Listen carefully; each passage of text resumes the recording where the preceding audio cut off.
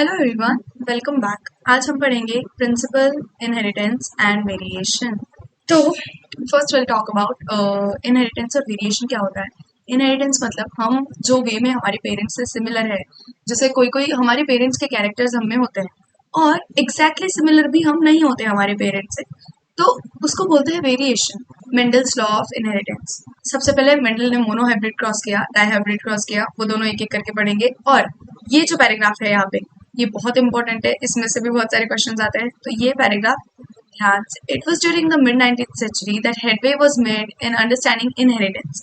Gregor Mendel conducted hybridization experiments on garden bees for 7 years. 19 ये year भी याद रखना, 1856 से 1863 तक उसने एक्सपेरिमेंट्स किए और 1865 में उसने एक्सपेरिमेंट्स पब्लिश किए। यहाँ पे ईयर दे रखा है क्या? 1865 यहाँ पे तो नहीं दिया है, ओके, लेकिन 1865 में उसने अपने एक्सपेरिमेंट्स पब्लिश किए थे, 1856 से 1863, and proposed the laws of inheritance in living organisms. During Mendel's investigations into inheritance patterns, it was for the first time that established analysis and mathematical logic were applied to problems in biology. उसने mathematical logic use किया biology की problem के लिए, तो उस time ये scientist को इतना एक्सेप्टेबल नहीं था। His experiments had large sampling size which have greater credibility to the data he collected. एक और चीज मेंडल ने की कि उसने ग्रेट सैम्पलिंग साइज ली, तो इसलिए उसका डाटा मोर ट्रस्टवर्दी हो गया। Also, the confirmation of his inferences from experiments on successive generation of his test plants proved that his results pointed to general rules of inheritance rather than being unsubstantiated ideas. उसने successive generation पे experiments किए, इसलिए उसका data more trustworthy हो गया। तो ऐसे आलतू फालतू चीजें नहीं लिखी थी मेंडल ने। Mendel investigated characters in garden pea plant that were manifested as two opposing traits. Example, tall और dwarf plants, येलो और ग्रीन सीड्स। तो उसने ऐसे कॉन्ट्रास्टिंग कैरेक्टर्स लिए थे, वो भी नेक्स्ट पेज पे है, सारे contrasting characters. This allowed him to set up basic framework of rules governing inheritance which was expanded on by later scientists to account for all diverse natural observations and complexities inherent in them. Mendel conducted such artificial pollination, cross-pollination experiments using several true breeding pea lines. A true breeding line is one that having gone continuous self-pollination. True breeding वो होता है जिसका continuous self-pollination हुआ है, मतलब खुद ही के साथ ब्रीड किया उन्होंने। Shows the stable trait inheritance and expression of several generations. Mendel selected 14 true breeding pea plant varieties as pairs which were similar except for one characters with contrasting traits. Okay. Some contrasting traits selected were smooth. अच्छा देखो यहाँ पे वही traits वगैरह दे रखे हैं, ये contrasting traits studied by Mendel in P. ये first वाले dominant है और ये second वाला recessive. Stem height, tall dwarf, flower color violet, flower position, pod shape, pod color, seed shape, seed color. याद रखना है कि कौन से उसने कैरेक्टर्स यूज किए थे। डोमिनेंट ट्रेट, रिसेसिव ट्रेट, ये भी याद रखना है कि कौन से ट्रेट्स डोमिनेंट थे। राउंड वाला डोमिनेंट था, येलो सीड का जो येलो कलर है वो डोमिनेंट था। Violet, full, green, axial, tall, ये सारी चीजें याद रखो। Next, inheritance of one gene monohybrid cross. सबसे पहले मोनोहाइब्रिड क्रॉस देखते हैं। इसमें मेंडल ने मोनोहाइब्रिड क्रॉस में उसने सबसे पहले तो टॉल और डॉर्फ का कैरेक्टर लिया और प्योर लाइन्स ली। तो ये है हमारा होमोजाइगस टॉल, ये है होमोजाइगस डॉर्फ। इनके गैमेट्स बने, उसने क्रॉस कराया, इनके गैमेट्स बने, इसके ऑब्वियसली सेम ही गैमेट्स बनेंगे इनके। और फिर ये है F1 जनरेशन। तो ऑब्वियसली हेटेरोजाइगस कंडीशन में एक ही खुद को एक्सप्रेस करेगा, तो ये वाला एक्सप्रेस करेगा टॉल। तो ये दोनों जितने भी F1 जनरेशन में प्लांट्स बने थे वो सारे टॉल थे। उसके बाद उसने सेल्फिंग कराई, सेल्फिंग F2 जनरेशन प्रोड्यूस करने के लिए। तो इनके जो गैमीट्स प्रोड्यूस होंगे, ये देखो, ये इसके गैमीट्स है टी और टी, ये दोनों अलग अलग गैमीट्स और इसके भी अलग अलग। तो ये है यहाँ पे टी और टी। फिर T T T T T T T T, तो नहीं, ये वाला दोनों स्मॉल टी है। तो इसमें देखो, अभी ये तो होमोजाइगस टॉल है, तो यहाँ पे आ जाएगा टॉल। ये है हेट्रोजाइगस टॉल, बट यहाँ पे भी टॉल ही आएगा बिकॉज हेट्रोजाइगस है और हेट्रोजाइगस में डोमिनेंट वाला खुद को एक्सप्रेस करता है, टॉल। ये तीनों प्लांट्स टॉल है, ये ड्वार्फ है। बिकॉज ये रिसेसिव है और होमोजाइगस भी है, तो फिर इसने अपने रिसेसिव कैरेक्टर को एक्सप्रेस किया और यहाँ पे हमारा रेशो क्या हुआ 3:1। तो ये है F2 जनरेशन का रेशो, ये है फिनोटिपिक रेशो, फिनोटिपिक रेशो। और जीनोटिपिक रेशो क्या होएगा, जीनोटिपिक रेशो होएगा एक तो T is to T T. तो ये कितने प्रोड्यूस हुए 1:1 टी और टी कितने हैं 1 और 2, तो यहाँ पे 2 आ जाएगा और यहाँ पे 1 फिर से 1। तो ये था मोनोहाइब्रिड क्रॉस का फिनोटिपिक रेशो और जीनोटिपिक रेशो। यहाँ पे वही बताया है, देखो parental generation tall dwarf cross किया उसने, फिर बाद में दोनों टॉल प्रोड्यूस हुए, उसकी सेल्फिंग की, 3 टॉल प्रोड्यूस हुए, 1 डॉर्फ प्रोड्यूस हुआ, 3:1 का रेशो है फिनोटिपिक। ये पनेट स्क्वायर से बताया वाला है आपको, देखो 3:1, 1:2:1। Inheritance of 2 gene dihybrid cross, जो इनकम्प्लीट डोमिनेंस है, को डोमिनेंस है, वो मैं बाद में पढ़ाऊंगी, और तीनों जो मेंडल के लॉज है वो भी मैं बाद में पढ़ाऊंगी, पहले डायहाइब्रिड क्रॉस देख लेते हैं। तो ये मेंडल ने प्योर लाइन दी, ये पर मेंडल ने 2 कैरेक्टर्स कंसिडर किए, एक था सीड का शेप राउंड या व्रिंकल्ड, और सीड का कलर येलो या ग्रीन। येलो कलर डोमिनेंट है और राउंड शेप डोमिनेंट है, तो ये RRYY, और फिर ये उसके लिए रिसेसिव कॉन्ट्रास्टिंग RRYY। तो सबसे पहले प्योर लाइन्स ली, ये थे राउंड और येलो, ये थे व्रिंकल्ड और ग्रीन, फिर उनके गैमीट्स बने। फिर F1 जनरेशन में RRYY, F1 जनरेशन में सारे जो भी थे वो सारे डोमिनेंट थे दोनों कैरेक्टर्स के लिए, राउंड सीड्स थे और येलो सीड्स थे। तो F1 जनरेशन में उसने सेल्फिंग कराई। तो F2 जनरेशन में देखो, F2 जनरेशन में ये इसके गैमीट्स है, इसके 4 टाइप ऑफ गैमीट्स बनेंगे, ये R ये Y के साथ जाएगा, ये R ये वाले भी Y के साथ जाएगा, तो ऐसे करके 4 टाइप ऑफ गैमीट्स बने, और इसके भी ऑब्वियसली दोनों सेम ही है, तो इसके भी 4 टाइप ऑफ गैमीट्स बने। ये जितने भी ग्रीन से है RRYY, यहाँ पे एक R कैपिटल है, एक Y कैपिटल है, और ऑब्वियसली लॉ ऑफ डोमिनेंस के हिसाब से वो डोमिनेट कर जाएगा, और डोमिनेंट कैरेक्टर है तो फिर इधर है राउंड शेप और येलो सीड्स, कितने में है राउंड शेप येलो सीड्स, देखो 1 2 3 4 5 6 7 8 9, तो राउंड शेप और येलो सीड्स 9 में है, तो ये हमारा फिनोटिपिक रेशो है। फिनोटिपिक रेशो में 9:3:3:1 हमारा फिनोटिपिक रेशो आया। तो अभी देखो राउंड और ग्रीन, मतलब आर के लिए तो राउंड के लिए तो हम डोमिनेंट है, हमको राउंड मिल गया, लेकिन येलो नहीं मिल पाया, तो हमारे पास ग्रीन कैरेक्टर रह गया कलर के लिए। तो वैसे कितने हैं 3 है, राउंड और ग्रीन 3 है, ये है राउंड और ग्रीन, ये भी है राउंड और ग्रीन, देखो स्मॉल y है और कैपिटल R है, ये भी है राउंड और ग्रीन। फिर व्रिंकल्ड और येलो, मतलब हमको कलर के लिए तो डोमिनेंट कैरेक्टर मिल गया येलो, लेकिन सीड का जो शेप है वो व्रिंकल्ड है, तो वैसे भी 3 है, देखो 3 1 2 3, यहाँ पे R स्मॉल है और Y कैपिटल है।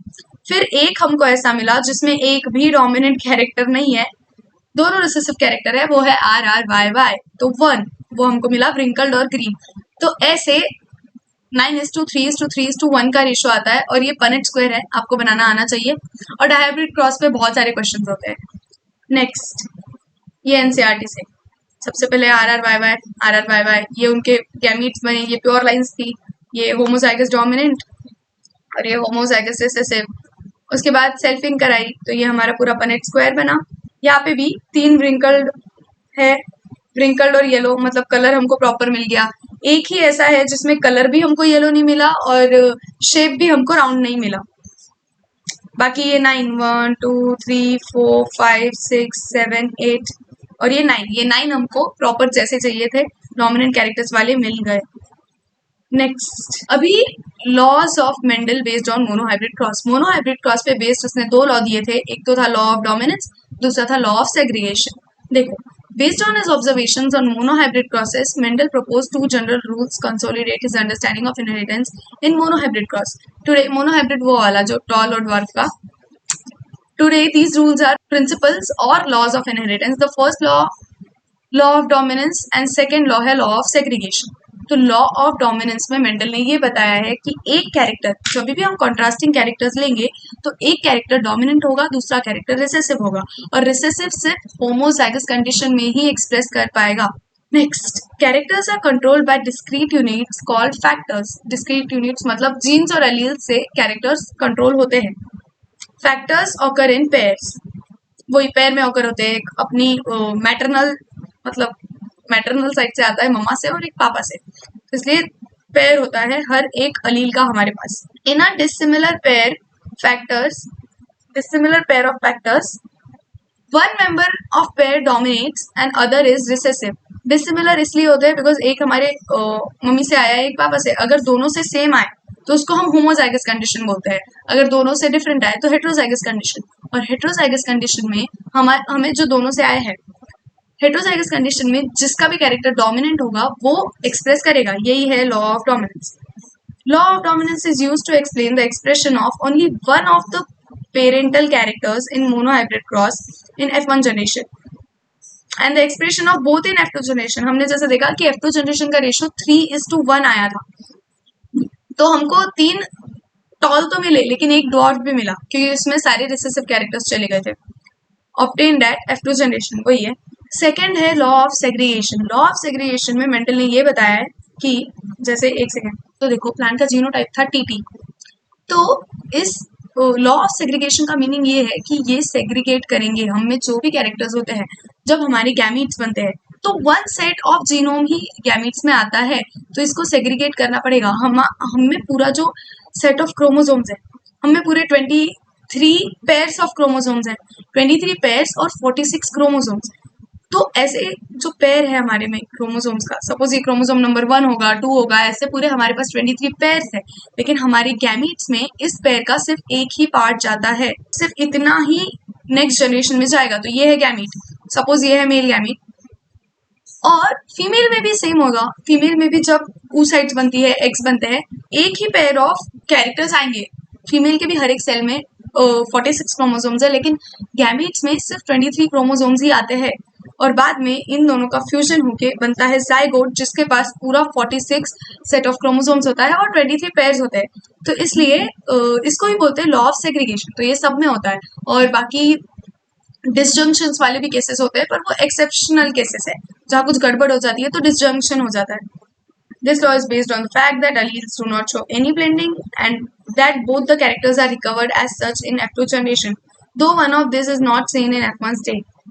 Though the parents contain 2 alleles during gamete formation, the factors or alleles of a pair segregate from each other such that gamete receives only one of 2 factors. जैसे मैंने बताया gamete में सिर्फ 23 chromosomes होते हैं। Humans की बात कर रही हूँ, प्लांट्स में देखेंगे तो उनका अलग है। तो प्लांट्स में भी ऐसे ही होता है कि गैमीट सेग्रीगेट करते हैं, तो गैमीट्स में ओनली 1 पेयर ऑफ क्रोमोसोम्स होते हैं, और क्या बोलते हैं उसको, हैप्लॉइड होते हैं गैमीट्स, इसलिए तो क्योंकि उसमें एक ही सेट ऑफ जीनोम है। Of course, a homozygous parent produces all gametes that are similar, while a heterozygous one produces 2 kinds of gametes, each receiving one allele with equal proportion.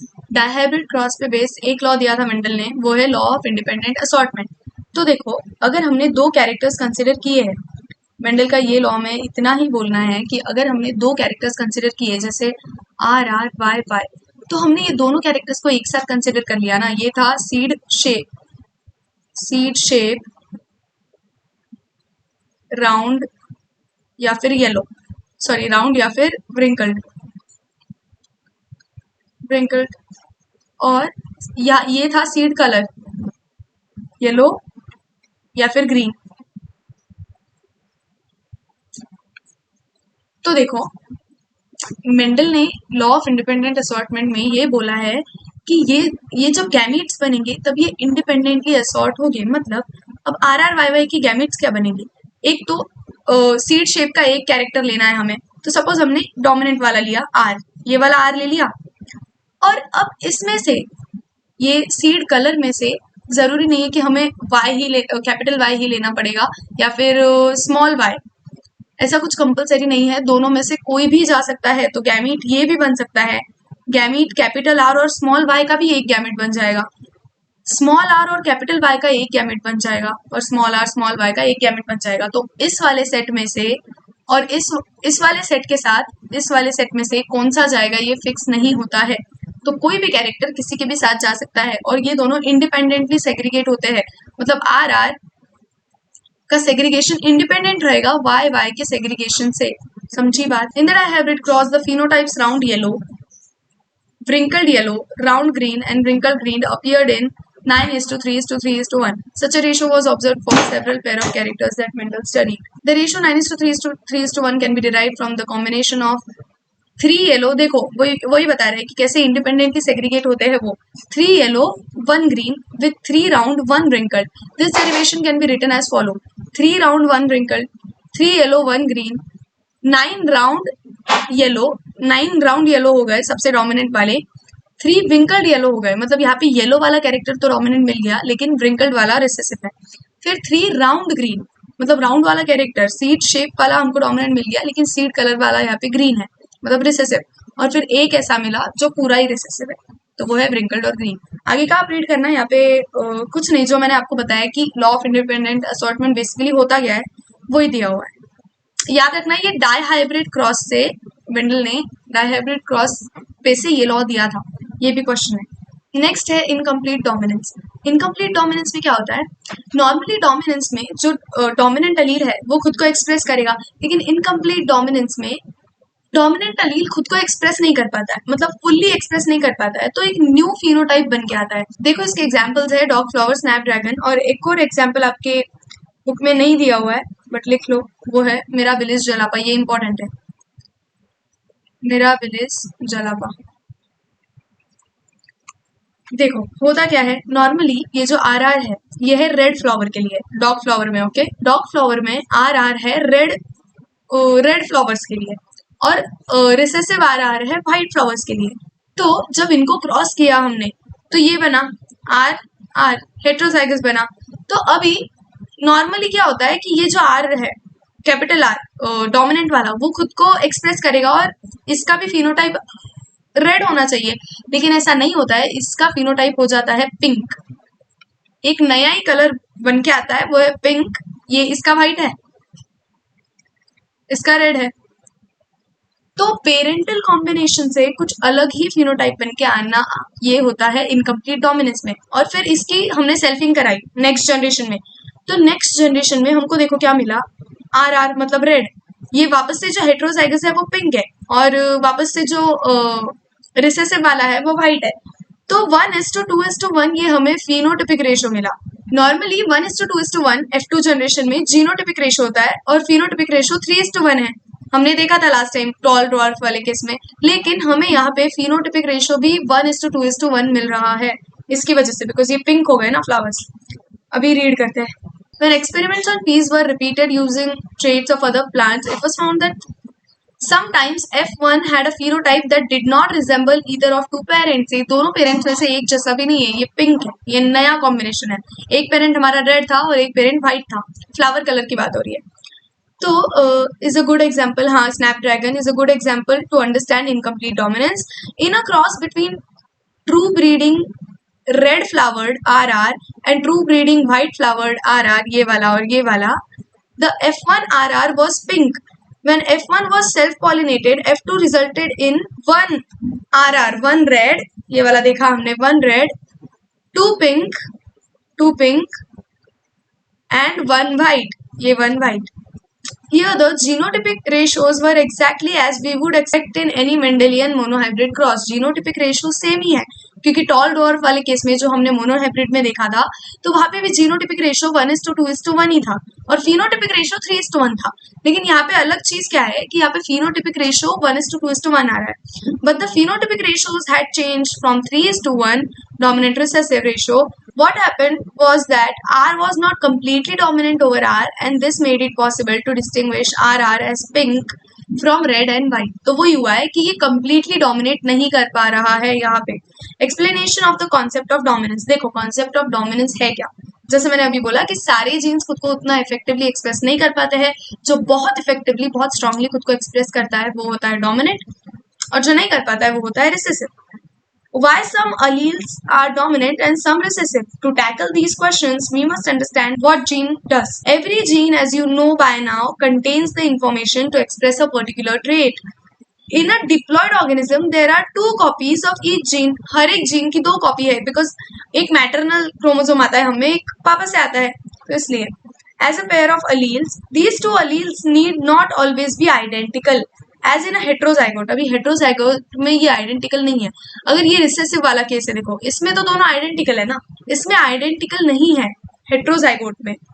One of them may be different due to some changes it has undergone, about which you will read further on and in the next chapter, which modifies the information that particular alleles contain.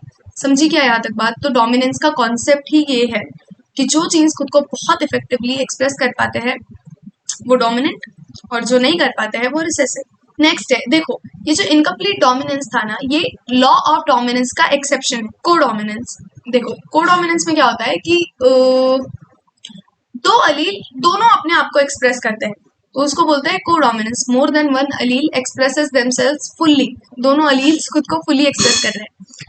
Till now, we were discussing crosses where F1 resembled either of the two parents' dominance or was in between in complete dominance. Incomplete dominance में वो in between था. But in the case of codominance, the F1 generation resembles both parents. A good example of different type of red blood cells that to determine ABO blood grouping system in human beings. देखो हमारी जो blood groups है वो इसका example है. एक second, हम में ब्लड ग्रुप के लिए 3 टाइप के अलील्स होते हैं. एक इंसान में 2 ही होंगे, लेकिन नॉर्मली जो पूरी पॉपुलेशन में 3 टाइप के अलील्स हैं. एक है IA, एक है IB और एक है I. ओके, तो ये 3 टाइप के अलील्स हैं और मुझ में अभी मेरा ब्लड ग्रुप है O पॉजिटिव, तो मुझ में कौन से अलील्स है? अभी ये A ब्लड ग्रुप है, अगर IA रहेगा तो A ब्लड ग्रुप, IB रहेगा तो B ब्लड ग्रुप. ये I जो है ये O के लिए है, बिकॉज इसमें एक भी शुगर प्रोड्यूस नहीं होती है. ये अलग अलग इसके लिए है. हमारी ब्लड ग्रुप में ये सर्कुलेशन में पढ़ा होगा कि एंटीजेंस होते हैं, एंटीबॉडीज, वो वाली चीज. तो अगर आप में हर एक इंसान में 2 होते हैं, इन तीनों में से, ये तीनों सेट ऑफ अलील्स में से 2 होंगे. तो अगर सपोज आप में IA है, एक आपकी मम्मी से आया और दूसरा भी IA है, तो आपका ब्लड ग्रुप हो जाएगा A, बिकॉज A ही है आप में, तो वही एक्सप्रेस करेगा. IB है एंड IB तो B. अगर IA है और IB है, तो अभी इन दोनों में से डोमिनेंट कौन सा है? तो यहाँ पे ये ऐसा केस है जिसमें दोनों ही डोमिनेंट है, तो इसीलिए ब्लड ग्रुप AB हो जाएगा.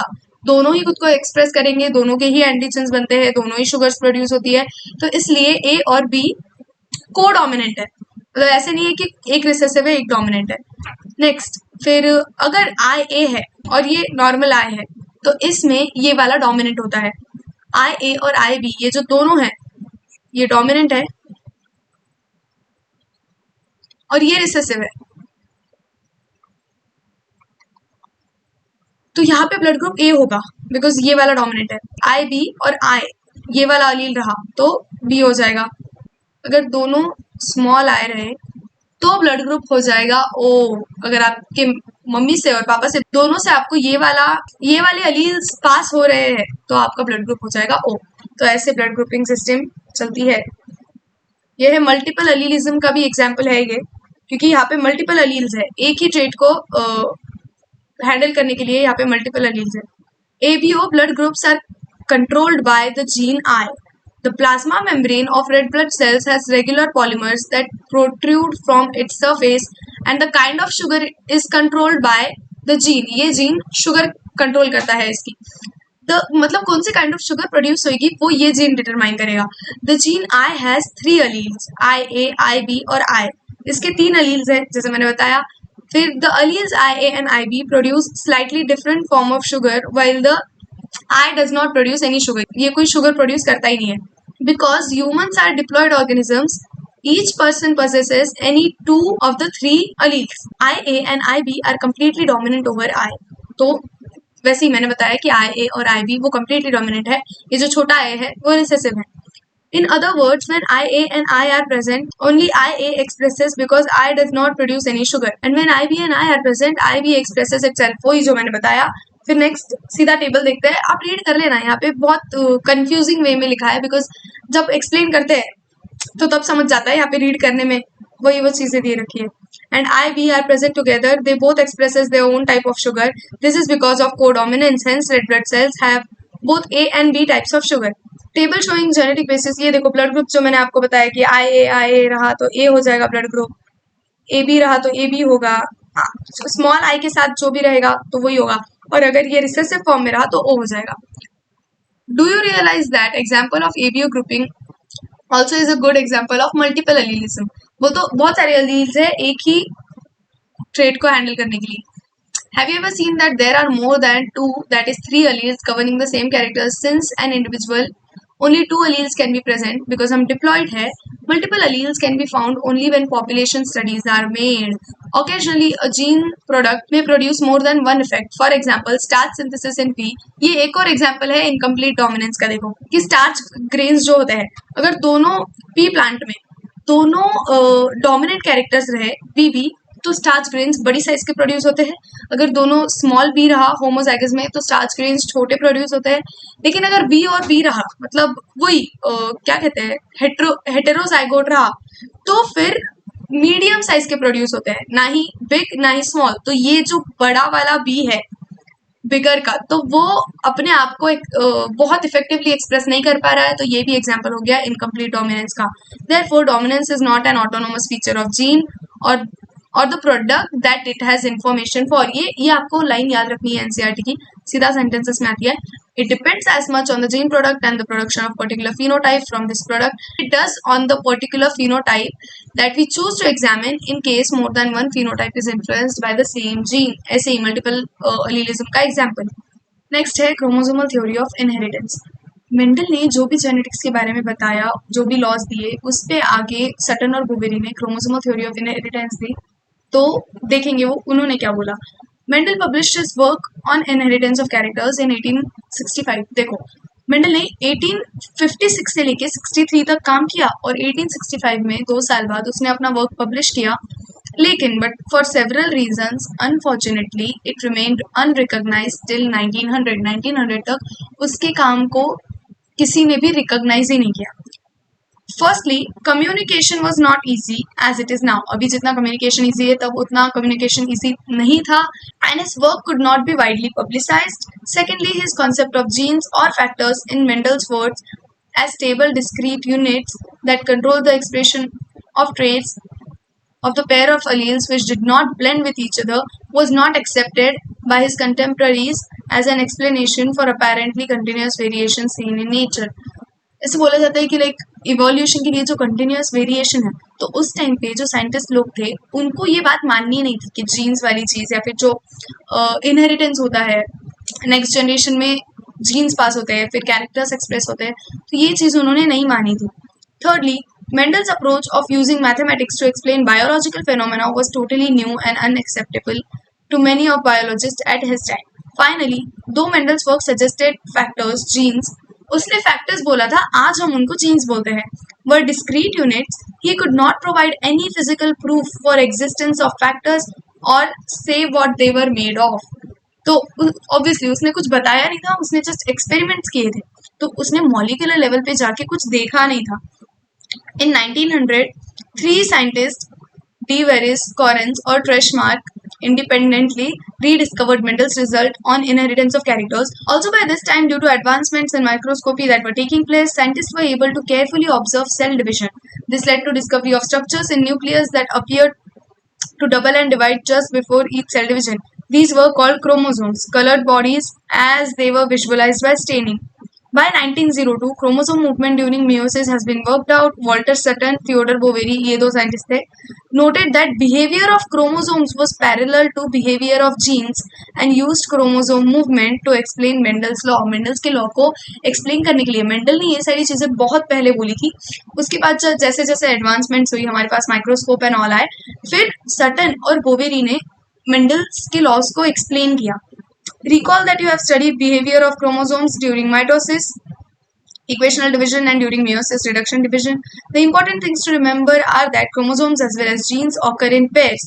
The 2 alleles of gene pair are located on homologous sites of homologous chromosomes. हमारे अंदर 46 chromosomes है, तो ऐसे ये हुआ एक पेयर, तो ऐसे हमारे पास और 23 पेयर्स है। उसमें से जो 22 पेयर्स है वो है ऑटोजोम्स और एक पेयर होता है सेक्स क्रोमोसोम्स का। तो ये जो 23 क्रोमोसोम्स है ये पेयर्स में है, और एक पेयर हमारे पास आता है मम्मी से और एक पेयर आता है पापा से। इतना याद रखना है। आगे लिंकेज एंड ऑल वो सारी चीजें जब पढ़ेंगे, और segregation, law of independent assortment, ये सारी चीजें, इसमें ये बात आपको याद रखनी है कि कैसे पूरा की पूरा सेट होता है, सेट डिवाइड होता है, फिर एक एक ग्रुप प्रोजेनी में जाता है, फिर रिकॉम्बिनेशंस भी होते हैं, तो ये सारी चीजें। During anaphase of meiosis 1, the two chromosome pairs can align at metaphase plate independently of each other. To understand this, compare the chromosome of 4 different colors in left and right columns. In the left column, देखो ये है pair of homologous chromosomes, ये दोनों homologous है, ये दोनों homologous है, okay.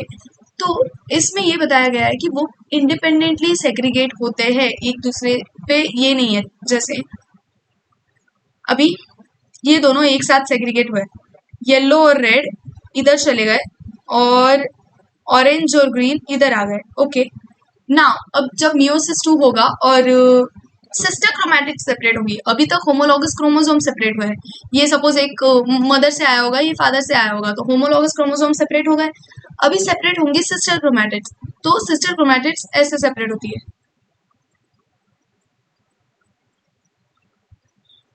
समझी बात। तो ये ऐसे सिस्टर क्रोमैटिड सेपरेट होती है और अब ये बन गए gametes. Sutton and Boveri argued that pairing and separation of pair of chromosome would lead to segregation of pair of factors they carried. अभी जैसे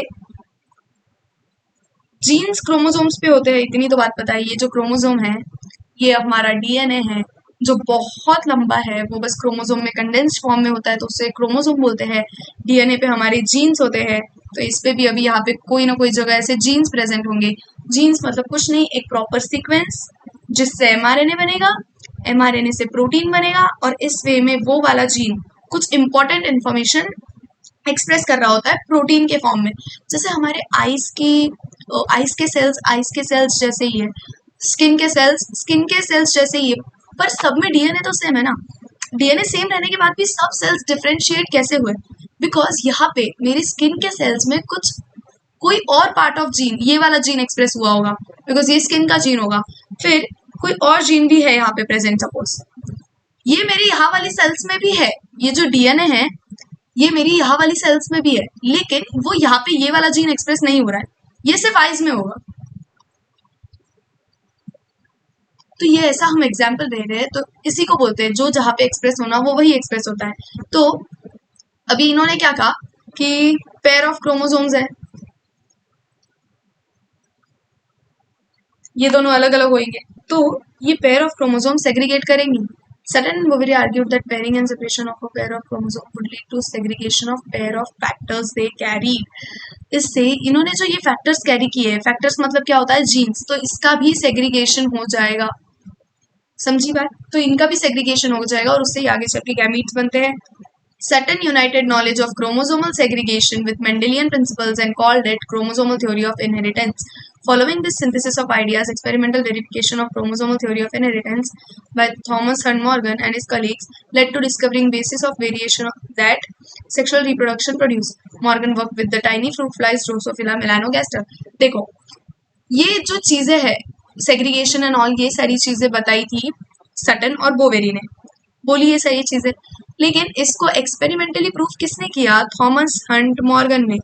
एक्सपेरिमेंटली प्रूफ करने वाला साइंटिस्ट था थॉमस हंट मॉर्गन, ये याद रखना है। ये क्वेश्चन भी था कि एक्सपेरिमेंटल प्रूफ किसने दिया था क्रोमोसोमल थ्योरी ऑफ इनहेरिटेंस का, तो वो मॉर्गन ने दिया था। क्रोमोसोमल थ्योरी ऑफ इनहेरिटेंस दी थी सटन और बोवेरी ने।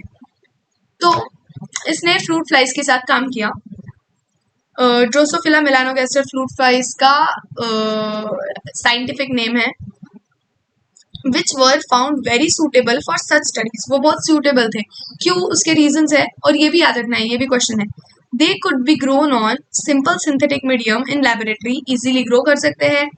They complete their life cycle in about 2 weeks, जल्दी से लाइफ साइकिल कंप्लीट होती है तो हमें रिजल्ट्स भी जल्दी से मिलेंगे। And single mating could produce large number of progeny, हमें लार्ज नंबर ऑफ प्रोजेनी मिलेगी, it would be helpful. Also, there was a clear differentiation of sexes, male and female flies, and are easily distinguishable. Also, it has many type of hereditary variations that can be seen with low power microscopes. तो ये सारे उसके pros थे वो flies use करने के। Experiment के लिए। लिंकेज एंड रिकॉम्बिनेशन, देखो अभी ये है एक बड़ा वाला टॉपिक, इसको ध्यान से पढ़ना पड़ेगा। ये पेज तो मोस्ट बच्चों को समझ ही नहीं आता है कि ये है क्या, और ये मुझे भी बहुत टाइम तक नहीं समझा था, तो मैं इसको स्किप कर देती थी कि बाद में पढ़ूंगी बाद में पढ़ूंगी। अभी मैं बताती हूँ है क्या ये। देखो यहाँ से एकदम ध्यान से सुनना, ड्रोसोफिला मेलानोगास्टर, मेलानोगास्टर, इसके पास होते हैं 4 पेयर ऑफ क्रोमोसोम्स। ये एक, ये दो, ये हो गए ऑटोसोम्स के पेयर, और एक होगा सेक्स क्रोमोसोम। तो अभी क्या है, इस पे मॉर्गन ने किए थे एक्सपेरिमेंट्स। तो मॉर्गन ने 3 कैरेक्टर्स लिए, एक तो है बॉडी कलर, मॉर्गन ने ये 3 कैरेक्टर्स लिए। अभी बॉडी कलर में डोमिनेंट था ब्राउन,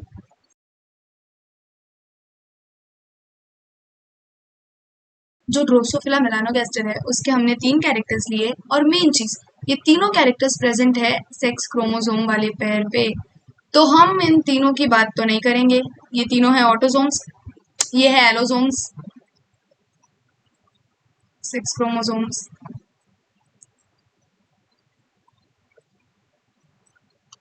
तो ये जो तीनों कैरेक्टर्स है ये तीनों प्रेजेंट थे सेक्स क्रोमोसोम्स पे। उसके बाद ब्राउन रेड, सॉरी ब्राउन और येलो था बॉडी कलर का, ये है डोमिनेंट, ये है रिसेसिव। तो देखो ब्राउन कलर डोमिनेंट था, येलो कलर रिसेसिव था, और अभी इसने क्या किया, क्रॉस किया है। मॉर्गन ने डाई हाइब्रिड क्रॉस किया था, तो ये 2 कैरेक्टर्स लिए थे, बॉडी कलर और आई कलर। तो यहाँ पे एक उसने फीमेल ली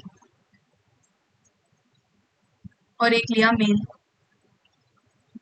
फीमेल का, एक सेकेंड, फीमेल का अगर हम एक्स क्रोमोसोम है तो उसको ऐसे रिप्रेजेंट करेंगे, और फीमेल में दोनों एक्स एक्स ही होते हैं तो ये ऐसे रिप्रेजेंट करेंगे। मेल में एक एक्स क्रोमोसोम है, इसको ऐसे रिप्रेजेंट करेंगे, और जो वाई क्रोमोसोम है उसको, तो ये है वाई क्रोमोसोम, ये है एक्स एक्स, ये है एक्स और ये है वाई। तो देखो हमने कैरेक्टर्स क्या लिए, डोमिनेंट के लिए ऐसा मॉर्गन ने बोला था कि डोमिनेंट के लिए, अभी ये ब्राउन है तो इनको हम कैसे रिप्रेजेंट करेंगे, इसको y से रिप्रेजेंट करेंगे। हमने रिसेसिव कैरेक्टर का फर्स्ट लेटर लिया है y से रिप्रेजेंट करेंगे, और अगर डोमिनेंट बताना है तो y प्लस, रिसेसिव बताना है तो y। समझी बात। इधर भी डोमिनेंट बताना है तो w प्लस, रिसेसिव बताना है तो w, मतलब व्हाइट के लिए आएगा w और रेड के लिए आएगा w प्लस। फिर विंग साइज अगर नॉर्मल बतानी है तो m प्लस, और मिनिएचर है तो m। समझी बात, छोटे लेटर्स वेट, m प्लस और m, ऐसे रिप्रेजेंट करते हैं। इधर मॉर्गन ने ली थी रिसेसिव फीमेल, ये फीमेल है ये रिसेसिव है, फर्स्ट क्रॉस कर रहे हैं अभी हम, F1 जनरेशन बनाएंगे, और ये है dominant. Okay, dominant male, male recessive female. Okay, तो कौन से 2 कैरेक्टर्स लिए थे, मैंने बोला था कि बॉडी कलर और आई कलर। तो अगर रिसेसिव फीमेल है तो उसके पास येलो और व्हाइट होगा ऑब्वियसली, तो इसके क्रोमोसोम्स पे डाल दो, homozygous recessive. Okay, homozygous, obviously recessive है तो होमोजाइगस ही रहेगा, डोमिनेंट भी होमोजाइगस ही है। एक्चुअली क्या होता है, ये होमोजाइगस नहीं है। ओके, ये होमोजाइगस नहीं है, ये हेमीजाइगस है। आपको ज्यादा डीप में नहीं जाना है, और तो ये वन शॉट है, फिर भी मैं यहाँ पे अच्छे से समझा रही हूँ होता क्या है। यहाँ पे क्या होगा, इसके एक्स और वाई क्रोमोसोम्स अलग अलग है, ऑब्वियसली ये होमोलॉगस क्रोमोसोम्स नहीं है, बाकी पूरे ऑटोसोम्स होमोलॉगस क्रोमोसोम होते हैं, लेकिन एक्स और वाई डिफरेंट है। तो इस पे कैरेक्टर्स जो होंगे एक्स क्रोमोसोम्स पे वो वाई पे नहीं होंगे, जरूरी नहीं है कि वो जीन जो एक्स में प्रेजेंट है वो ही वाई में प्रेजेंट हो, इधर वैसा होता है क्योंकि ये एक्स एक्स है। और बाकी भी जितने भी सारे ऑटोसोम्स होते हैं उसके दोनों पेयर्स में सेम पोजीशन पे सेम जीन्स प्रेजेंट होते हैं, बिकॉज वो ही हमारे पेरेंटल ग्रुप से हम में आए वाला है, और वो ही हमारा जीनोम बनाता है ना। देखो अभी तो यहाँ पे क्या होता है, इसके पास है क्या लिखा था हमने, फीमेल रिसेसिव है तो उसके पास होगा y और w विदाउट प्लस वाला, तो यहाँ पे लगा देंगे y और यहाँ पे लगा देंगे w, w, ओके, इधर भी होमोजाइगस है, इसलिए दोनों तरफ दो जीन्स जो एक ही क्रोमोसोम्स में प्रेजेंट है। अभी एक इधर देखो, एक क्रोमोसोम है, उसमें बहुत सारे जीन्स प्रेजेंट होते हैं, अलग अलग अलग अलग। ये इधर एक जीन होगा कोई, इधर एक कोई जीन होगा, इधर एक कोई जीन होगा। तो ये जो एक क्रोमोसोम पे बहुत सारे जीन्स प्रेजेंट होते हैं, इनको बोलते हैं linked genes, linked genes. Okay, तो ये भी लिंक्ड जीन्स है, ये एक ही क्रोमोसोम पे जो प्रेजेंट है वो। इधर भी बना लो, ये डोमिनेंट है तो इसके पास Y प्लस होगा और W भी प्लस होगा। और जो वाइल्ड टाइप, आपके फोटो में बहुत जगह वाइल्ड टाइप लिखा है, तो डोमिनेंट को ही बोलते हैं वाइल्ड, वाइल्ड टाइप। ओके, तो अब देखो, अब इसमें क्रॉस होगा। गैमीट्स कितने टाइप के बनेंगे आप बताओ, गैमीट्स कितने टाइप के बनेंगे? अब ये दोनों तो पूरे एग्जैक्टली सेम है, तो इनका एक ही गैमीट बनेगा, वो यही रहेगा, ये सेम। तो इनका एक ही टाइप का गैमेट बनेगा और ये मेट करेगा इससे एक बार और इससे, तो दो हमारे ऑफस्प्रिंग्स बन रहे हैं। ऑफस्प्रिंग्स बना लेते हैं, ये इनका क्रॉस हुआ तो अभी इनके दो ऑफस्प्रिंग्स बन रहे हैं। फीमेल ऑफस्प्रिंग इसके और इसके मेट करने पे बनेगी, बिकॉज एक्स क्रोमोसोम और इधर भी एक्स क्रोमोसोम मिलके बनाएंगे फीमेल ऑफस्प्रिंग। अभी यहाँ पे है हमारे पास W प्लस, यहाँ पे है W सिर्फ, बिकॉज ये वाला क्रोमोसोम है मम्मा वाला, ये है पापा वाला। और यहाँ पे आ जाएगा Y प्लस, बिकॉज देखो यहाँ पे प्लस है, और इधर आ जाएगा Y, जस्ट Y। तो ये बनी है ये दोनों के, इसके और इसके, इन दोनों का जो है वो ये वाला है। ओके, समझा फीमेल ऑफस्प्रिंग कैसे हुआ? ये है हमारा फीमेल गैमेट इसका, तो इसमें दोनों सेम ही गैमेट्स बनेंगे। यहाँ तक बात समझी, क्योंकि इसमें दोनों XX ही है, दोनों एग्जैक्टली सेम है, होमोजाइगस भी है, तो सेम गैमेट्स बनेंगे। और इधर इधर अलग अलग गैमेट्स बनेंगे, एक X गैमेट और एक Y गैमेट। तो सबसे पहले इसका एक गैमेट इसके X वाले के साथ फ्यूज करेगा तो हमारी फीमेल बन जाएगी, ये है XX, ये है हमारी फीमेल। अब मेल बनाते हैं, Y के साथ फ्यूज कर गई और इसके पास तो हमारा Y और नॉर्मल W ही है, रिसेसिव कैरेक्टर्स। तो ये क्या है, येलो, येलो और व्हाइट, येलो बॉडी है और व्हाइट आई है। इधर क्या है, ब्राउन बॉडी और रेड आई। समझी बात? देखो दोनों डोमिनेंट जो कैरेक्टर्स है, ब्राउन बॉडी रेड आई, ये है मेल के पास, बिकॉज मेल के पास ये प्लस वाले जीन्स है। येलो बॉडी और व्हाइट आई हमारी फीमेल के पास है, बिकॉज उसके पास बिना प्लस वाले रिसेसिव जीन्स है। यहाँ तक बात समझी? F1 जनरेशन, F1 जनरेशन में हम कराते हैं सेल्फिंग। ये ऊपर का मैं रफ कर दूं, ये F1 जनरेशन रहने देते हैं, ये ऊपर का मैं यहाँ से रफ कर रही हूँ। ओके, हम आ गए F1 जनरेशन तक। अभी देखो इसके बीच में जो क्रॉस होगा उसके कितने गैमीट्स बनेंगे? पहली बात, यहाँ पे दो गैमीट्स बन रहे हैं, क्योंकि ये बात ध्यान से देखो दोनों सेम नहीं है। इसके पास है रिसेसिव, ये वाला जो क्रोमोसोम है उसके पास रिसेसिव जीन्स है, ये वाले के पास डोमिनेंट है। तो ये बार फीमेल के भी XX के दो अलग अलग गैमीट्स बनेंगे, सेम गैमीट नहीं बनेगा। और इसके तो ऑब्वियसली दो ही बनेंगे क्योंकि वो X और Y है। अभी क्या होता है, F1 जनरेशन होने के बाद ये जो आपको दिख रहा है यहाँ पे होगा रिकॉम्बिनेशन।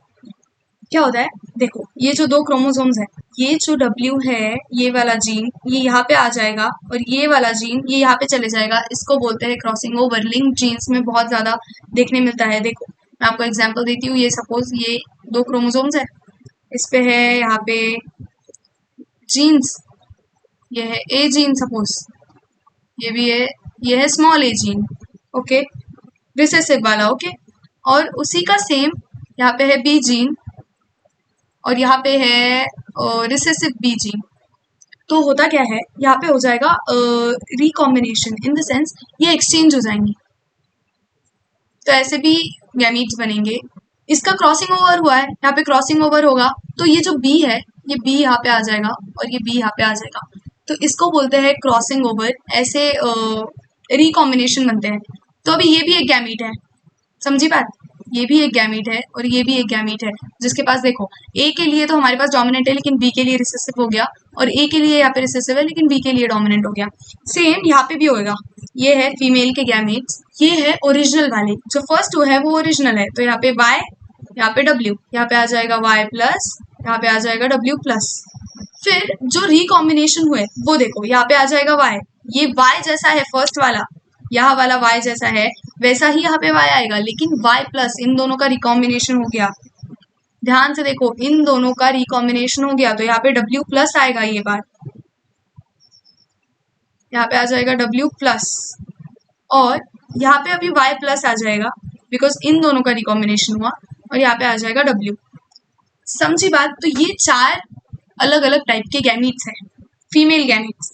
हमारे पास फीमेल गैमीट्स ही 4 टाइप के हो गए हैं, किस रीजन से? उनका रिकॉम्बिनेशन होने की वजह से। फिर ये है हमारे पास 2 मेल गैमीट्स। मेल गैमेट्स में तो कुछ भी नहीं हुआ बिकॉज वो दोनों होमोलॉगस ही नहीं है ना, ये है W, ये है Y। तो अब देखो, एक बार इनके नाम भी लिख देते हैं। ये इसके पास रिसेसिव जीन्स है, तो ये बार हमारा मेल रिसेसिव है पूरा के पूरा, तो यहाँ पे आएगा येलो और वाइट, येलो बॉडी और वाइट आए रहेगी ये बार वाले हमारे मेल में येलो बॉडी वाइट आए है, और फीमेल के 4 गैमीट्स बन गए। फीमेल हमारी क्या थी ये बार? Brown body red eyed, brown body थी रेड आई, ये हमारी पेरेंटल जनरेशन हो गई। तो अब देखो, इसके 4 गैमीट्स इसके साथ पेयर करेंगे तो ऑफस्प्रिंग्स बनाना पड़ेगा हमें बहुत सारे। कितने ऑफस्प्रिंग्स बनेंगे? ये एक बार ये वाला गैमीट, सपोज लेजर से बता दी हूँ, देखो ये वाला जो गैमीट है ये इसके साथ इसके साथ इसके साथ इसके साथ चारों के साथ पेयर करके एक एक ऑफस्प्रिंग बनाएगा। तो हमारे 8 ऑफस्प्रिंग बनेंगे टोटल, बिकॉज ये जो एक्स वाला है, ये जो एक्स क्रोमोसोम है, ये सबके साथ मतलब इसके एक्स एक्स एक्स एक्स के साथ एक एक ऑफस्प्रिंग बनाएगा, और ये जो वाई वाला है वो भी सबके साथ। तो ऐसे हमारे 8 ऑफस्प्रिंग बनेंगे। तो चलो अभी 8 ऑफस्प्रिंग्स बनाते हैं। यहाँ तक बात समझिए आपको? देखो, मैंने सारे ऑफस्प्रिंग्स ड्रॉ कर लिए हैं, अभी हम सबको नेम करेंगे। सबसे पहले तो ये वाला जो है, सबसे पहले हमने क्या किया, ये वाला हमारा जो एक्स क्रोमोसोम है मेल का, उसको सब फीमेल के गैमेट्स के साथ पेयर किया। तो मेल वाले का नाम तो y और w है, y w, ओके। इसका है y w, इसका भी है y w, क्योंकि ये सारे मेल के गैमेट्स हैं, याद रखो y w, ये हो गए सारे ये वाले गैमेट्स मेल के। अभी ये फ्यूज करेगा सबसे पहले फर्स्ट वाली के साथ, फर्स्ट वाले फीमेल गैमेट के साथ। तो फर्स्ट वाला फीमेल गैमेट क्या है? y और w, नॉर्मल y और नॉर्मल w, ओके। सेकेंड वाला क्या है? y प्लस w प्लस, मतलब ये डोमिनेंट वाले हैं। फिर थर्ड वाला y और w प्लस है, y w प्लस, और फोर्थ वाला है y प्लस और w नॉर्मल। तो ये हमारे 4 टाइप के बच्चे बने हैं, मतलब 4 टाइप के ऑफस्प्रिंग्स बने हैं मेलानोगैस्टर के। और फिर ये देखो, ये y के साथ अभी हमने लिया y वाला क्रोमोसोम, मेल का y वाला क्रोमोसोम लिया और उसको सबके साथ पेयर किया। तो फर्स्ट पे क्या आ जाएगा? ये तो y ही रहेगा। उसके बाद फर्स्ट वाले पे आ जाएगा y w, बिकॉज ये हमारा जो फीमेल है, देखो यहाँ पे ये हमारा जो फीमेल है, ये फर्स्ट वाले के साथ, सेकंड वाले के साथ, थर्ड वाला, फोर्थ वाला, तो ये 4 चारों नाम हम यहाँ पे देंगे। ये है y w फर्स्ट वाला, सेकंड है y प्लस w प्लस, तो y plus w plus, third है y और w प्लस, और फोर्थ है y प्लस एंड w। तो ये हो गए हमारे 8 ऑफस्प्रिंग्स। समझी बात? 8 ऑफस्प्रिंग्स बने हैं। अभी इनके पास तो दोनों रिसेसिव है, तो ये येलो और व्हाइट हो जाएंगे, येलो और व्हाइट। इसके पास दोनों डोमिनेंट है, मतलब डोमिनेंट वाले खुद को एक्सप्रेस करेगा, तो इसके पास हो जाएगा ब्राउन, मतलब इसका फिनोटाइप हो जाएगा ब्राउन एंड रेड। इसके पास आई कलर के लिए तो डोमिनेंट है, लेकिन बॉडी कलर के लिए रिसेसिव है। इसके पास आई कलर के लिए हमारा y है। देखो यहाँ पे हमारे पास आई कलर के लिए तो डोमिनेंट है, इसलिए हमारा आई कलर तो हो जाएगा रेड, लेकिन बॉडी कलर के लिए येलो हमारे पास मतलब रिसेसिव है। यहाँ पे एक भी प्लस नहीं है, रिसेसिव है, तो रिसेसिव में हमारा बॉडी कलर हो जाएगा येलो। समझिए यहाँ तक बात? हमारा बॉडी कलर येलो हो जाएगा। लास्ट इसमें हमारे पास आइज के लिए रिसेसिव जीन है, लेकिन बॉडी कलर के लिए डोमिनेंट, तो हमारा बॉडी कलर तो ब्राउन रहेगा, लेकिन आइज हमारी हो जाएगी वाइट। और अभी नेक्स्ट यहाँ पे भी देखते हैं, यहाँ पे तो दोनों रिसेसिव है, तो यहाँ पे हो जाएगा yellow and white. Yellow, white, यहाँ पे दोनों डोमिनेंट है तो ब्राउन, रेड। यहाँ पे बॉडी के लिए हमारे पास रिसेसिव जीन है तो ये हो जाएगा येलो बॉडी लेकिन रेड आई, और ये हो जाएगा ब्राउन बॉडी लेकिन व्हाइट आई। यहाँ तक बात समझी? तो ये हमारे हो गए 8 ऑफस्प्रिंग्स।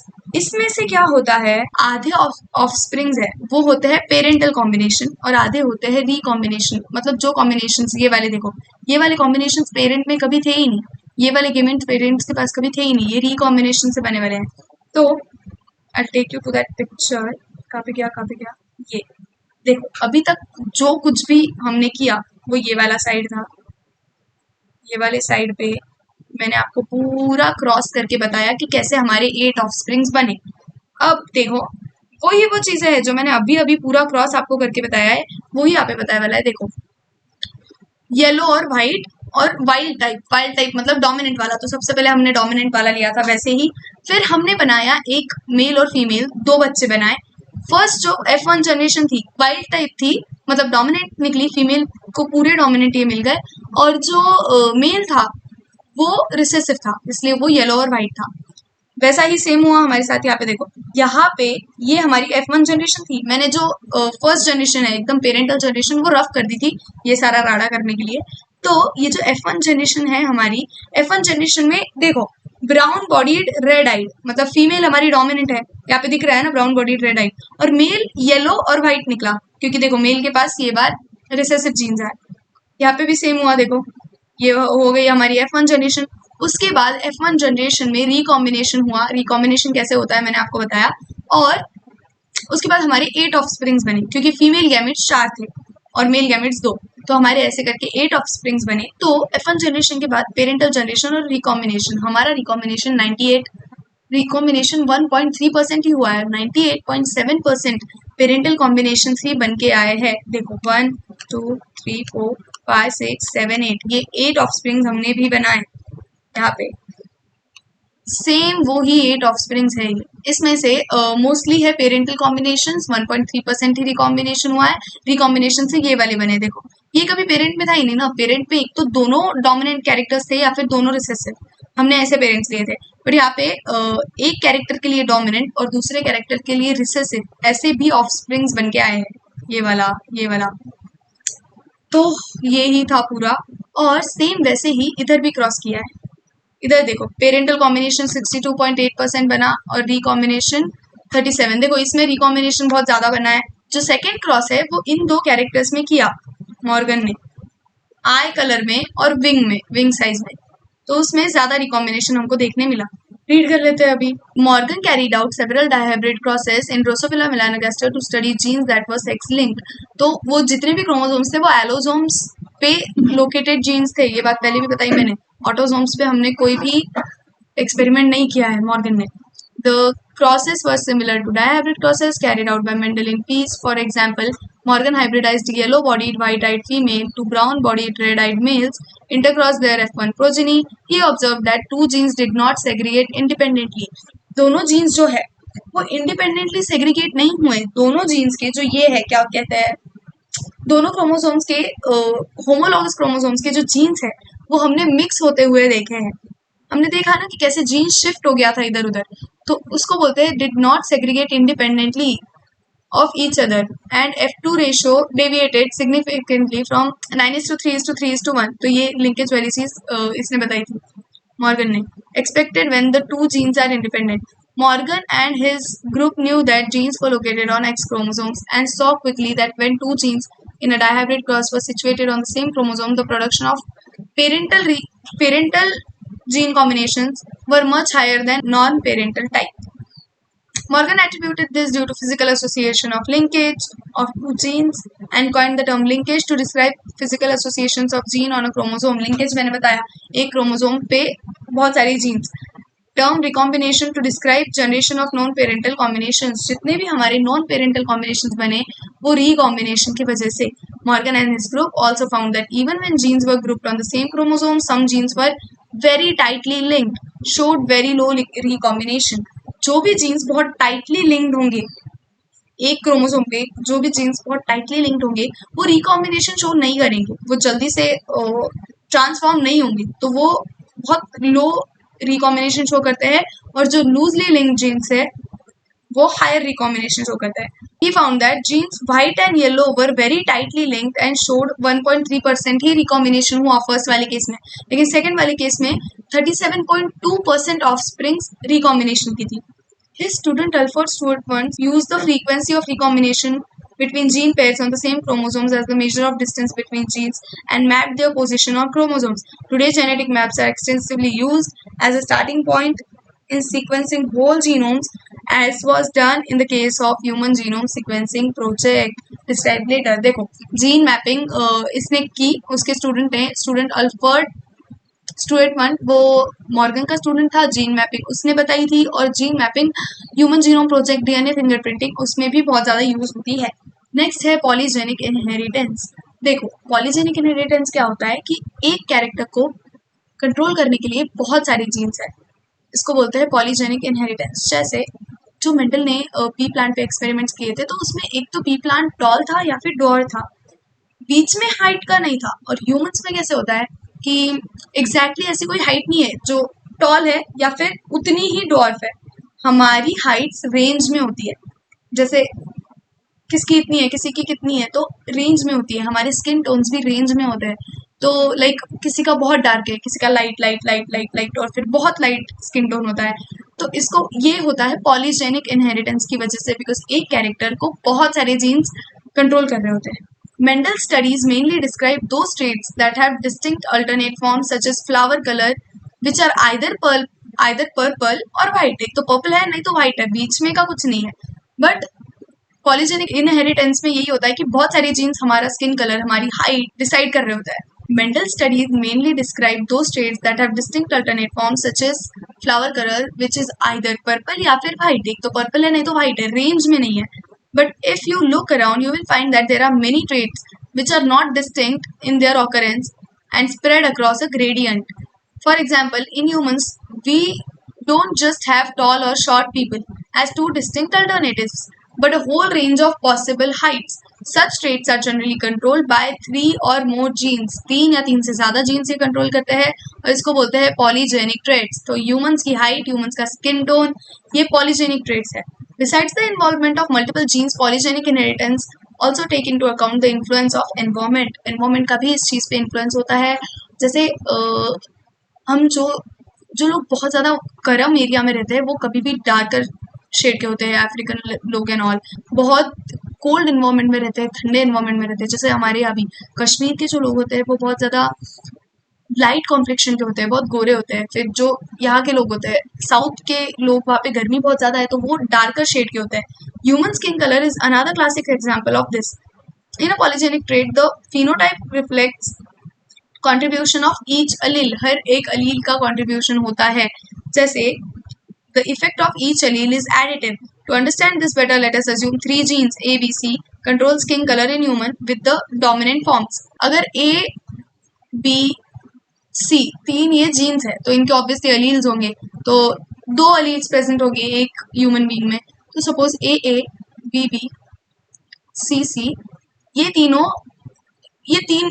तीनों जीन्स जो है, ये तीनों मिला के हमारा स्किन टोन रेगुलेट करते हैं। तो जिसके पास पूरे 6 अलील्स डोमिनेंट है उसका स्किन टोन डार्कर होगा। जितना डोमिनेंट जीन्स आपके पास है उतना आपका स्किन टोन डार्कर होगा। और अगर सपोज ए है, बी है, सी है, तो इनका मीडियम होगा। और अगर ए है, बी है, सारे ही अगर आपके पास रिसेसिव अलील्स है तो फिर बहुत ही लाइट स्किन टोन होगा। The genotype with all dominant alleles A B B C will have darkest skin colour, and that with all recessive will have lightest skin color. As we expect, genotype with 3 dominant alleles and 3 recessive alleles will have intermediate skin color. ये रहेगा intermediate. समझी बात? In this manner, the number of each type of alleles in a genotype would determine darkness or lightness of skin. जितने आपके पास dominant alleles है उतना skin tone dark, जितने recessive allele से उतना स्किन टोन लाइट। नेक्स्ट है प्लियोट्रोफी। तो प्लियोट्रोफी क्या होता है, जैसे हमने अभी अभी देखा पॉलीजेनिक। नेक्स्ट है प्लियोट्रोफी। तो इसमें क्या होता है, जैसे अभी अभी हमने देखा पॉलीजेनिक इनहेरिटेंस, जिसमें बहुत सारे जीन्स मिलके एक कैरेक्टर को रेगुलेट कर रहे हैं, वो था हमारा स्किन टोन या फिर हाइट हो सकती है, बहुत सारे कैरेक्टर्स हो सकते हैं। लेकिन प्लियोट्रोपी में एक ही जीन बहुत सारे कैरेक्टर्स रेगुलेट करता है। जैसे देखो, we have so far seen that effect of gene on a single phenotype or trait. There are, however, instances where a single gene can exhibit multiple phenotypic expression. एक single gene बहुत सारे characters regulate कर रहा है। तो इसका example भी दे रखा है यहाँ पे। Such a gene is called pleiotropic gene. The underlying mechanism of pleiotropy in most cases is effect of gene on metabolic pathways which contribute towards different phenotypes. An example of this is disease phenylketonuria. इसमें क्या होता है, which occurs in humans. This disease is caused by mutation in gene that codes for enzyme phenylalanine hydroxylase. एक phenylketonuria में क्या होता है, एक डीएनए पे हमारा जो जीन है वो कोड करता है फिनाइलएलेनिन हाइड्रोक्सिलेज एंजाइम के लिए, लेकिन वहां पे हो जाता है म्यूटेशन। तो म्यूटेशन की वजह से अभी हमारी बॉडी में फिनाइलएलेनिन हाइड्रोक्सिलेज सिक्रीट नहीं हो रहा है, सिंगल जीन म्यूटेशन होता है यहाँ पे।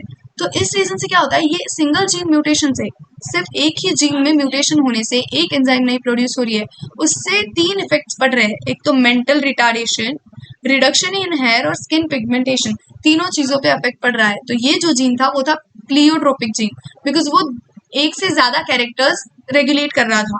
Mental retardation, reduction in hair, skin pigmentation, ये तीनों याद रखना है।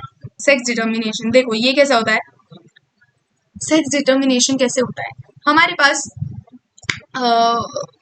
ह्यूमंस के पास 22 सेट्स ऑफ ऑटोजोम्स है और एक सेट ऑफ सेक्स क्रोमोसोम्स है।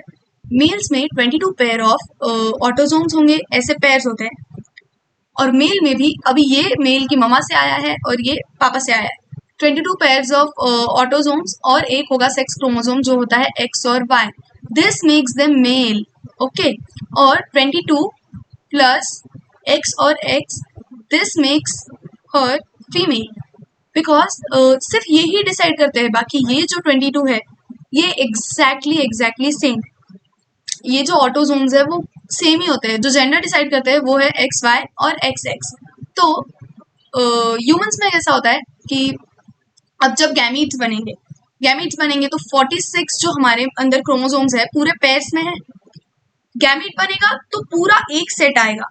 गैमीट में पूरे 46 क्रोमोसोम्स नहीं आते हैं, सिर्फ 23 क्रोमोसोम्स आते हैं। तो 23 में से 23 क्रोमोसोम्स आएंगे, 23 में से 22 जो क्रोमोसोम्स आएंगे वो ऑटोसोम्स रहेंगे और एक क्रोमोसोम आएगा। तो अभी फीमेल्स में तो ऑब्वियसली वो एक्स ही होगा, जो लास्ट वाला भी क्रोमोसोम रहेगा। फीमेल के गैमीट्स में 22 क्रोमोसोम्स है और फिर एक और एक्स है, तो ये है फीमेल का गैमीट। लेकिन मेल के गैमीट में 22 और एक एक्स रहा, तो ये, और अगर इसने इस गैमीट को फर्टिलाइज किया तो बन जाएगा एक्स एक्स, तो बनेगी फीमेल। लेकिन 22 और अगर वाई आया तो अगर, और इसने ये वाले गैमीट को फर्टिलाइज किया फीमेल के, तो एक्स वाई हो जाएगा, 46 plus X Y, 44 plus X Y, ये बन जाएगा मेल। तो ऐसे होता है सेक्स डिटर्मिनेशन इन ह्यूमंस में एक्स और वाई जो होता है, और ये मेल डिसाइड करता है, मेल की बॉडी डिसाइड करती है। जिस स्पर्म ने एग को फर्टिलाइज किया उसमें एक्स था या वाई था, अगर उसमें एक्स था, फीमेल के ओवम में तो ऑब्वियसली 101% एक्स ही होने वाला है, लेकिन मेल के स्पर्म में क्या था वो डिपेंड करता है। अगर एक्स था तो फीमेल होगा, एक्स एक्स मिलके फीमेल बना लेंगे, या फिर एक्स वाई होके मेल बनेगा। यहाँ पे बताया हुआ है, देखो एक्स वाई ये है मेल, एक्स एक्स ये है फीमेल। फिर ड्रोसोफिला मेलानोगैस्टर, ये अभी अभी हमने जो पढ़ा, सेम ड्रोसोफिला मेलानोगैस्टर में सेम हमारे जैसा ही सिस्टम है। एक्स एक्स फीमेल है और एक्स वाई मेल है। इसको बोलते हैं, अभी तक जो ड्रोसोफिला का हमने एग्जाम्पल देखा और ह्यूमंस का भी, इसको बोलते हैं मेल हेट्रोगैमी, बिकॉज यहाँ पे मेल डिसाइड करता है कि बेबी का जेंडर क्या होगा, मेल की बॉडी डिसाइड करती है। लेकिन बर्ड्स जो होते हैं, बर्ड्स में फीमेल हेट्रोगैमी देखने मिलती है हमें। फीमेल हेट्रोगैमी मतलब फीमेल में different type of gametes produce होंगे, मेल में सेम। यहाँ पे देखो ये जो मेल है इसमें जेड और जेड, ये देखो ये मेल है, इसमें जेड और Z same type of gametes produce हो रहे हैं। लेकिन अरे कहा गया, हाँ, लेकिन यहाँ पे फीमेल के पास जेड और डब्ल्यू दो type of gametes produce female कर रही है। अब फीमेल की बॉडी डिसाइड करेगी कि कैसा एग बना। अगर सपोज जेड वाले एग को जेड ने फर्टिलाइज कर दिया तो जेड जेड मिलके बनेगा मेल, लेकिन अगर डब्ल्यू वाले एग को जेड ने फर्टिलाइज कर दिया तो जेड डब्ल्यू मिलके बनाएंगे फीमेल। तो इसको बोलते हैं फीमेल हेट्रोगैमी। समझ गया? नेक्स्ट है सेक्स डिटर्मिनेशन इन हनी बी। हनी बी में एक बहुत यूनिक केस है हनी बी का। देखो, हनी बी में जो फीमेल है वो है फीमेल सपोज अभी डिप्लॉयड है, तो डिप्लॉयड फीमेल में 32 क्रोमोसोम्स है। जैसे हमारा 46 है, इनका 32 होता है, तो 32 इनमें डिप्लॉयड स्टेट में है। अभी इसने गैमीट्स बनाए, तो मियोसिस करके जो गैमीट्स बने वो थे 16। ओके, ऑब्वियसली हाफ क्रोमोसोम्स आएंगे, तो गैमीट हैप्लॉइड हो गया। ये यहाँ पे 2n है, यहाँ पे है 2n और यहाँ पे है n। और अभी ये गैमीट बना फीमेल ने, और अगर ये गैमीट फर्टिलाइज नहीं हुआ, ये जो गैमीट है, ये फीमेल गैमीट, अगर ये फर्टिलाइज नहीं हुआ तो ये बन जाएंगे मेल ड्रोन्स। विदाउट फर्टिलाइजेशन भी बेबी हो जाता है, और वो है मेल ड्रोन्स। मतलब इनमें सिर्फ 16 ही क्रोमोसोम्स होता है। तो मेल ड्रोन्स जो है वो हैप्लॉइड होते हैं। अगर एक मेल गैमेट आ गया और ये फर्टिलाइज हो गया तो फीमेल बन जाती है 32। हनी बी में सिर्फ फीमेल्स 32 होती है, मतलब फीमेल्स डिप्लॉयड होती है, मेल्स हैप्लॉइड ही होते हैं। तो मेल्स अपने जो गैमेट्स है, अभी मेल्स खुद 16 है, मतलब खुद हैप्लॉइड है, तो वो गैमेट्स और हैप्लॉइड नहीं बनाते। अभी मेल्स के जो गैमेट्स होंगे वो भी 16 ही होंगे, मेल्स के गैमेट्स हैप्लॉइड होंगे, और मेल्स गैमेट्स माइटोसिस से बनाएगा। तो मेल का गैमेट हो जाएगा n, मेल का गैमेट हो जाएगा n, फीमेल है 2n, लेकिन वो बनाएगी गैमेट मियोसिस से, तो उसका भी गैमेट हो जाएगा n। और अगर n और n की मेटिंग हो गई तो हमेशा बनेगी फीमेल। और अगर n और n की मेटिंग नहीं हुई, सिर्फ n रह गया इसके पास, फीमेल ने गैमेट बनाया और फीमेल का गैमेट वैसे ही रह गया, तो बनेंगे मेल ड्रोन्स। समझी बात? नेक्स्ट है म्यूटेशन। म्यूटेशन क्या होता है? हमारे जीन्स में कोई भी बदलाव को बोलते हैं म्यूटेशन। देखो, ये है हमारा क्रोमोसोम। क्रोमोसोम मतलब क्या होता है? क्रोमोसोम में सपोज यहाँ पे है हमारे जीन्स, यहाँ पे एक जीन है मेरा क्रोमोसोम पे। अब इसको हम जूम करके देखते हैं, तो जीन होता क्या है? ये सपोज ये है जीन भी ऑब्वियसली डीएनए ही है, डीएनए का पार्ट है। तो ये जीन यहाँ पे सपोज हमने लगा दिया ए टी सी जी ए जी। ओके, तो इसकी जो ऑपोजिट सीक्वेंस आएगी वो ऑपोजिट सीक्वेंस ऐसी आएगी कि टी, ए के ऑपोजिट में टी, टी के ऑपोजिट में ए, जी, सी, टी और सी। तो म्यूटेशन क्या होता है? इसमें से कोई भी बेस पेयर बदल जाए। सपोज यहाँ पे ए टी था तो यहाँ पे आ जाए जी सी, जी और सी। तो अगर यहाँ पे एक बेस पेयर बदला है तो ऑब्वियसली इसका जो आरएनए बनेगा वो भी बदलेगा, आरएनए बनेगा वो भी बदलेगा। तो वही तो आरएनए ही तो एक्सप्रेस करने में काम आ रहा था। तो अभी वो जो प्रोटीन बनाएगा वो भी प्रोटीन में अमीनो एसिड बदल जाएगा। तो म्यूटेशंस प्रॉब्लम्स क्रिएट करते हैं। म्यूटेशंस कभी कभी नॉनसेंस म्यूटेशंस भी होते हैं कि लाइक उससे कोई भी फर्क नहीं पड़ा, ऐसे भी म्यूटेशंस होते हैं। ये जो चेंज है इसको बोलते हैं म्यूटेशन। म्यूटेशन मतलब आपके डीएनए में कोई चेंज आ जाना। म्यूटेशन बहुत सारे टाइप्स के होते हैं, और जो भी चीजें म्यूटेशंस कॉज करती है उनको बोलते हैं म्यूटाजेंस। गैमा रेज होती है जो म्यूटेशंस कॉज करती है, और ऐसी बहुत सारी चीजें होती है, radio active substances and all. और हाँ, तो दो टाइप के म्यूटेशंस होते हैं, एक है पॉइंट म्यूटेशन और एक है फ्रेम शिफ्ट म्यूटेशन।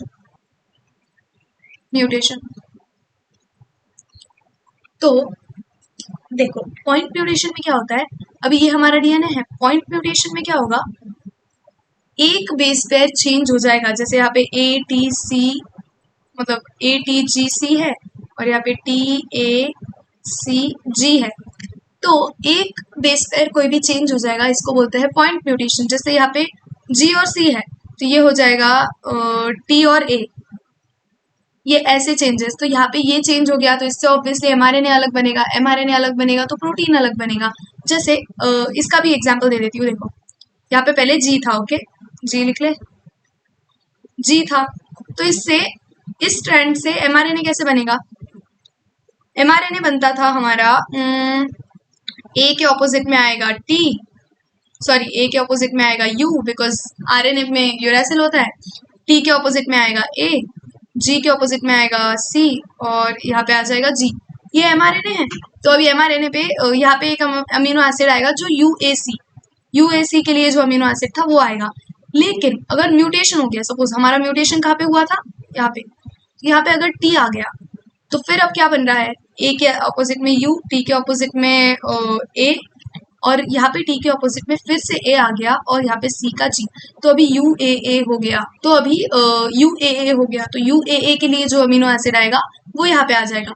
इसलिए इसको बोलते हैं पॉइंट म्यूटेशन। तो म्यूटेशंस ऐसे अफेक्ट करते हैं कैरेक्टर्स एक्सप्रेस होने में। देखो फ्रेम शिफ्ट म्यूटेशन में मैं पहले नॉर्मल केस बताती हूँ।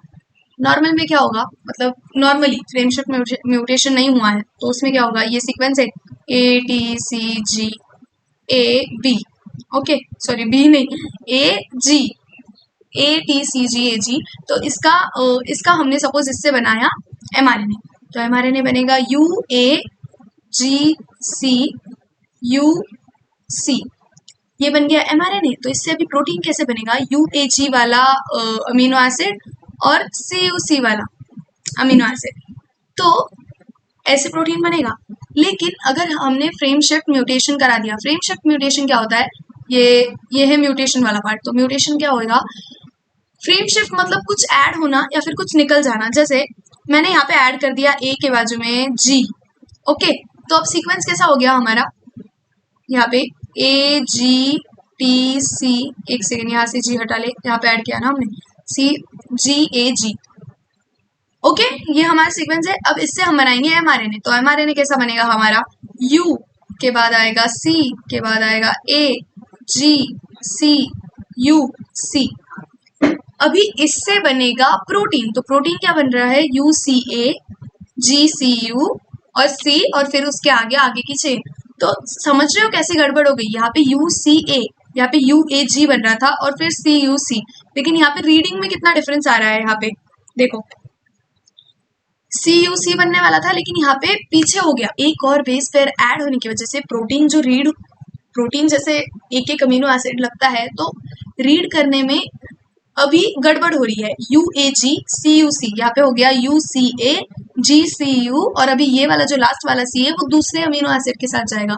तो ऐसे करके पूरी प्रोटीन्स की चेन बिगड़ जाती है। तो इसको बोलते हैं फ्रेम शिफ्ट म्यूटेशन। हम यहाँ पे डिलीशन भी कर सकते हैं, मतलब एक बेस पेयर को सपोज डिलीट कर दिया, जैसे हमने यहाँ पे जी को ऐड किया, ये वाली चेन में हमने जी को सपोज ऐड कर दिया, म्यूटेशन की वजह से ऐड हो गया, तो डिलीट भी हो सकता है मे बी। सपोज टी हट गया तो फिर और कुछ केस बनेगा, ये इसको बोलते हैं म्यूटेशन।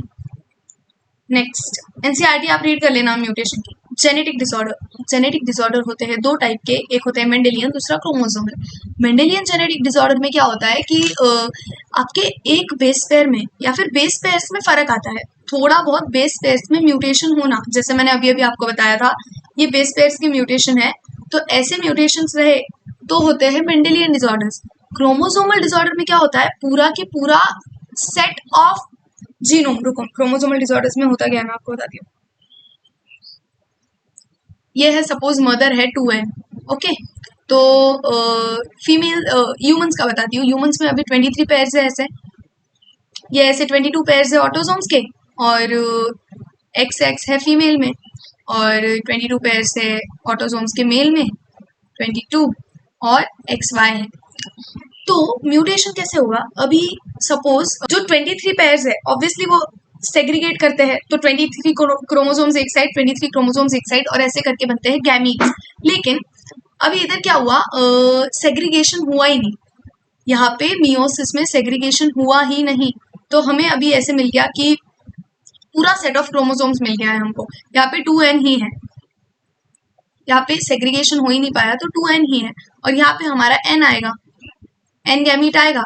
तो यहाँ पे सिचुएशन क्या हो गई है, 2n + n, ये जो भी इंडिविजुअल है उसमें पूरी की पूरी 2n के साथ पूरा 1 सेट ऑफ क्रोमोसोम्स है। मतलब ये 2n मतलब ये 46 और ये 23, तो this is like a full, क्या बोलते हैं इसे, ये पॉलीप्लॉइडी का केस हो गया।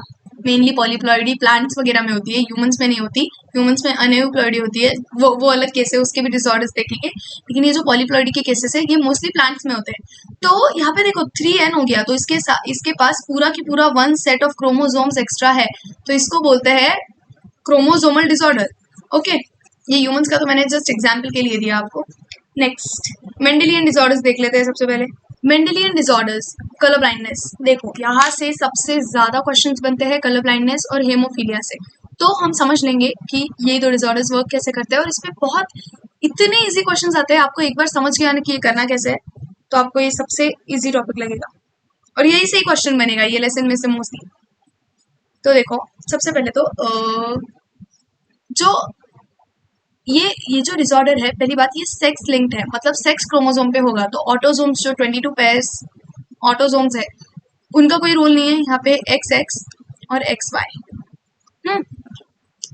रिसेसिव डिसऑर्डर, रिसेसिव डिसऑर्डर मतलब ये सिर्फ जब दोनों क्रोमोसोम पे कलर ब्लाइंडनेस होगी तब ही ये शो करेगा। ये रिसेसिव डिसऑर्डर इसलिए है बिकॉज ये सिर्फ होमोजाइगस कंडीशन में खुद को शो करता है, या फिर वो अकेला है तब वो खुद को शो करता है। हेमिजाइगस में, जैसे मैंने इसके टाइम बताया था आपको, वो वाइल्ड टाइप लिंकेज है नॉट पढ़ रहे थे वहां पे बताया था।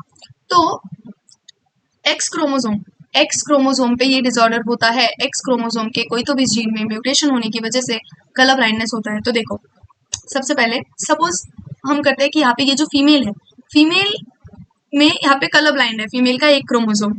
तो ये फीमेल कलर ब्लाइंड नहीं है, सिर्फ क्रोमोसोम पे कैरियर है, ये फीमेल कैरियर कहलाएंगी। जब तक दोनों क्रोमोसोम्स फीमेल के सीसी नहीं हो जाते तब तक ये फीमेल कलर ब्लाइंडनेस की कैरियर है, कलर ब्लाइंड नहीं है, खुद कलर ब्लाइंड नहीं है। और मेल में अगर एक भी क्रोमोसोम पे सी है तो मेल कलर ब्लाइंड है, क्योंकि ये यही ऑब्वियसली डोमिनेट करेगा ना यहाँ पे वाई क्रोमोसोम के अगेंस्ट में, तो मेल कलर ब्लाइंड है। अभी आपको क्वेश्चंस कैसे पूछेगा, ऐसे दे देगा कि कैरियर फीमेल और ये है colour blind mail, colour blind, ये कलर ब्लाइंड है ना, colour blind mail.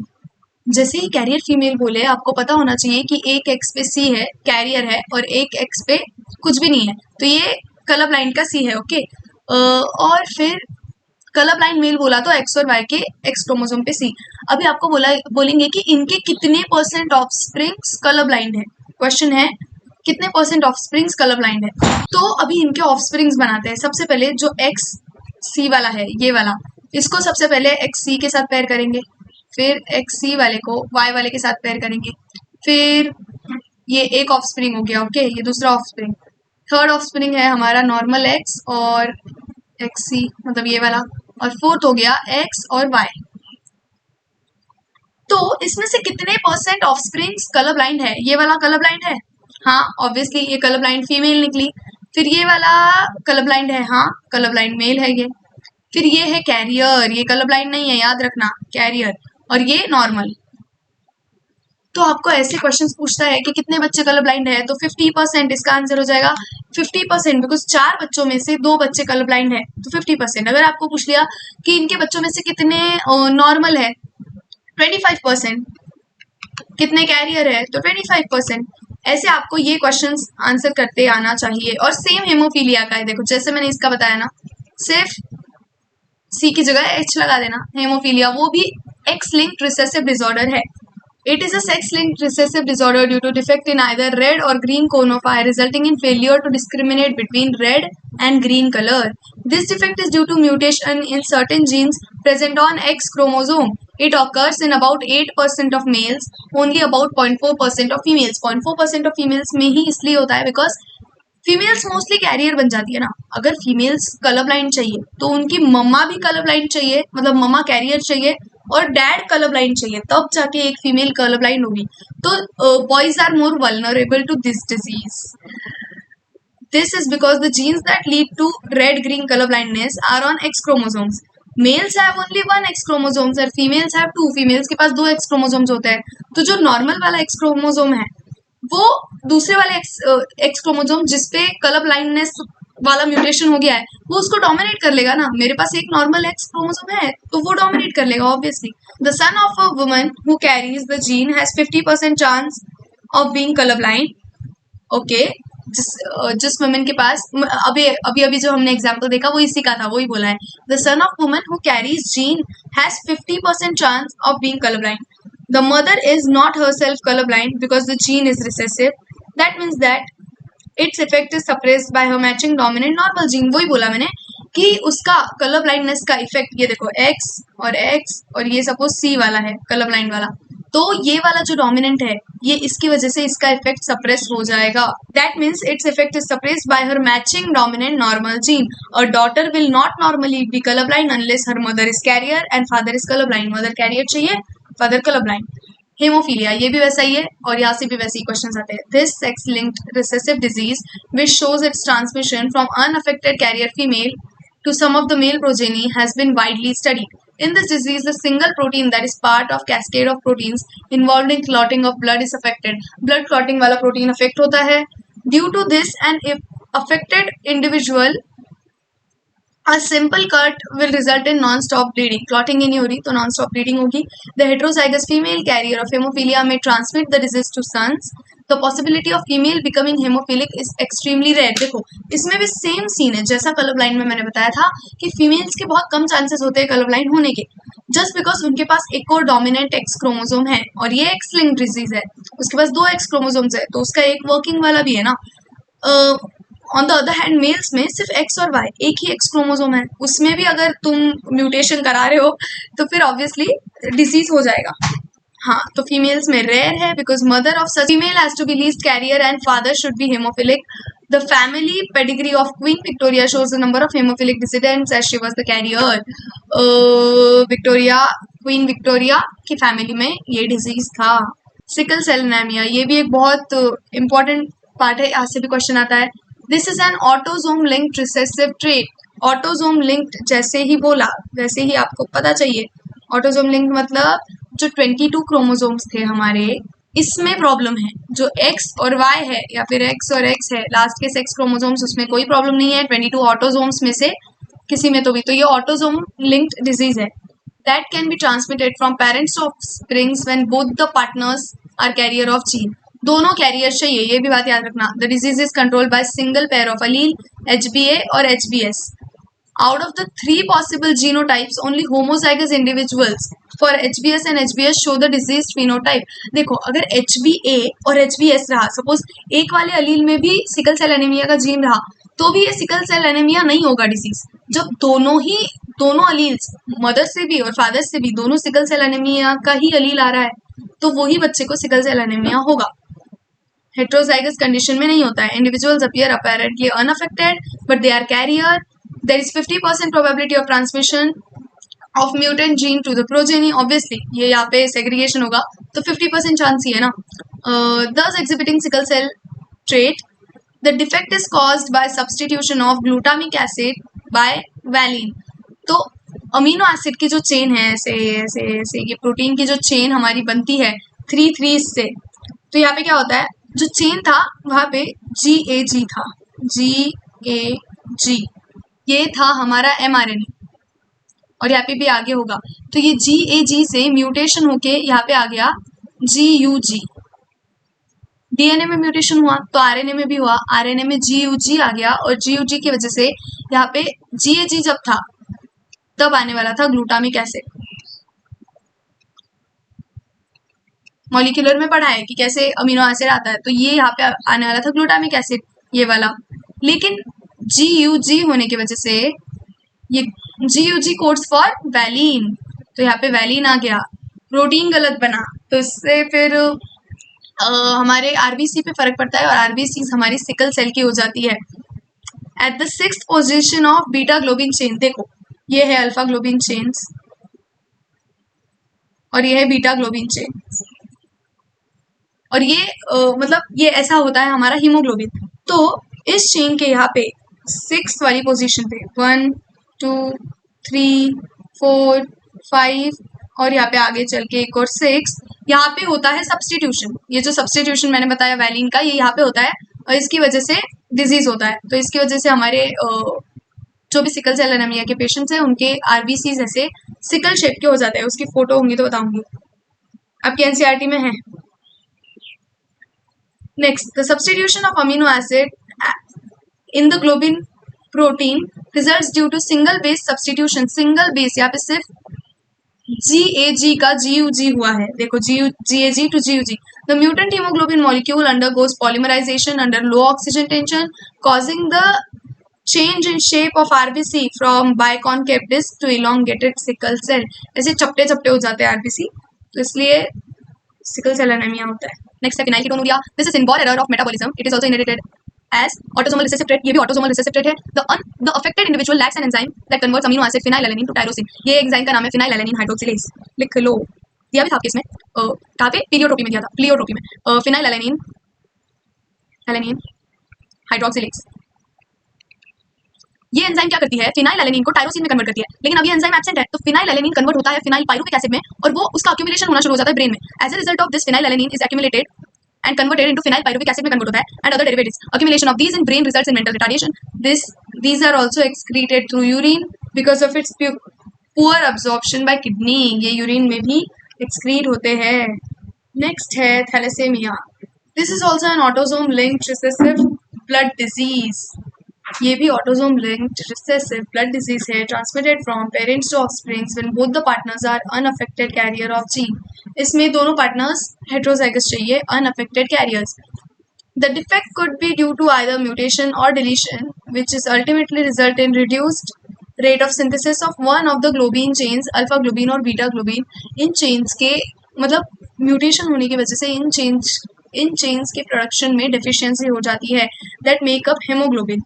This causes formation of abnormal hemoglobin molecules, resulting into anemia, which is characteristic of disease. Thalassemia can be classified according to which chain of hemoglobin molecule is affected. Alpha chain affected है या beta chain affected है. In alpha thalassemia, production of alpha globin chain is affected, while in beta thalassemia, beta globin chain is affected. Alpha thalassemia is controlled by two closely linked genes HBA1 and HBA2 on chromosome 16 of each parent. अभी each parent के chromosome 16 पे HBA1 और HBA2, तो हमारे पास तो पूरे दो chromosomes का सेट होता है, तो दोनों पेरेंट से आएंगे. is observed due to mutation or deletion in one or more of the four genes. The more genes affected, the less alpha globin molecules is produced. अभी दोनों genes होते हैं ना, अभी देखो जैसे यहाँ पे ये है ममा से आया वाला क्रोमोसोम, यहाँ पे दो जीन्स है HBA1 HBA2, ओके, और वो ही सेम है यहाँ पे पापा से आए वाले क्रोमोसोम पे. तो इन चारों में से जितने भी, अगर सपोज ये एक जीन अफेक्टेड है, इसको कट करते हैं, तो फिर less alpha globin chain produce होगी. अगर ये भी अफेक्टेड है तो और लेस, ये भी अफेक्टेड है तो और लेस, तो ऐसा बताया गया है यहाँ पे. While beta thalassemia is controlled by single gene HBB on chromosome number 11. Chromosome number 11 पे सिंगल जीन होता है ऐसा, वो कंट्रोल करता है, ये दोनों क्या होगा, वो कंट्रोल करता है बीटा थैलेसेमिया. तो याद रखना क्रोमोसोम नंबर 11. अल्फा थैलेसेमिया में था chromosome number 16. Each parent and occurs due to mutation one और both genes. Okay, thalassaemia differs from sickle cell anaemia in that former is quantitative problem. देखो thalassaemia quantitative problem है, यहाँ पे जितने ज्यादा मतलब जीन्स अफेक्टेड होंगे उतनी कम ग्लोबिन चेन प्रोड्यूस होंगी. और जो सिकल सेल एनीमिया है उसमें भी चेन का ही प्रॉब्लम था, तो वो क्वालिटेटिव प्रॉब्लम है, उसमें आरबीसी की क्वालिटी खराब हो रही है of synthesising too few globin molecules, while the latter is qualitative problem of synthesizing an incorrectly functioning globin. Chromosomal disorders. The chromosomal disorders, on the other hand, are caused due to absence or excess of abnormal arrangement of one or more chromosomes. Failure of segregation of chromatids during cell division cycle results in gain or loss of chromosomes called aneuploidy. इसमें gain और loss of chromosome हो जाता है cell division के time पे, कुछ ना कुछ गड़बड़ होने की वजह से, मे बी क्रोमेटिड सेपरेट ही नहीं हुई वैसी चीजों में, तो एक्स्ट्रा सेट ऑफ क्रोमोसोम आ जाता है या फिर एक कम आता है क्रोमोसोम, वैसे भी चीजें होती है. For example down syndrome results in gain of extra copy of 21 chromosome. Similarly, Turner syndrome result due to loss of X chromosome in human females. Failure of cytokinesis after telophase of cell division result in an increase in whole set of chromosomes in an organism, and this phenomenon is known as polyploidy. Failure of cytokinesis after telophase stage of cell division result in an increase in whole set of chromosomes in an organism, and this phenomenon is known as polyploidy. मैंने बताया था polyploidy. This condition is often seen in plants. The total number of chromosomes in a normal human cell is 46, 23 pairs. Out of this, 22 pairs are autosomes, 1 pair is of sex chromosome. Sometimes, though rarely, either an additional copy of chromosome may be included in an individual, or an individual may lack one of any one pair of chromosome. These situations are known as trisomy or monosomy of chromosome respectively. Such a situation leads to, देखो, एक extra chromosome आ जाना या फिर एक chromosome कम रहना, उसको बोलते हैं ट्राइसोमी या फिर monosomy respectively. Leads to serious consequences in individual. Down syndrome, Turner syndrome, Klinefelter syndrome are common examples of chromosomal disorders. Next, देखो ये डाउन सिंड्रोम के क्या बोलते हैं, सिम्टम्स है, सिम्टम्स नहीं, सिम्टम्स थोड़ी है, ये तो रिजल्ट है, क्या बोलेंगे इसको, हाँ जो भी, ये डाउन सिंड्रोम के है. Broad flat face, big in wrinkled tongue, congenital heart disease, palm crease, many loops on fingertips, flat back of head. ये सारे आपको ना ऐसे इसमें आएंगे, क्या बोलते हैं, अभी नीट 2023 में ही क्वेश्चन था इस पे, एक डाउन सिंड्रोम पे, और ये ऐसी चीजें दे रखी थी और बताया था कौन से डिजीज में होता है, तो डाउन सिंड्रोम ऑप्शन में है, लगा देना. Next, down syndrome. The cause of this genetic disorder is presence of an additional copy of chromosome number 21. This disorder was first described by Langdon Down in year 1866. The affected individual is short-statured with small round head, furrowed tongue, partially open mouth, palm is broad with characteristic palm crease. Physical, psychomotor and mental development is retarded. Klinefelter syndrome. This genetic disorder is caused due to presence of an additional copy of X chromosome resulting into karyotype of 47XXY, मतलब 44 autosomes, और फिर 1 pair of sex chromosome.